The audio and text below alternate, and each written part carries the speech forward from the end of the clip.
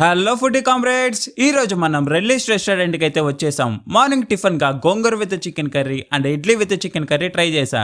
ముందుగా ఇడ్లీ అయితే చాలా సాఫ్ట్ గా చికెన్ కర్రీతో తింటుంటే చాలా బాగుంది.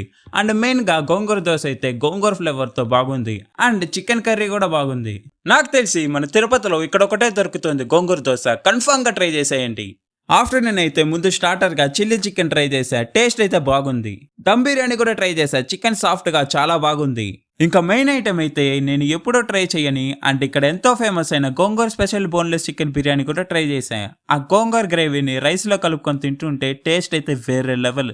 చికెన్ పీసెస్ కూడా ఫ్లేవర్ఫుల్ గా చాలా బాగున్నాయి.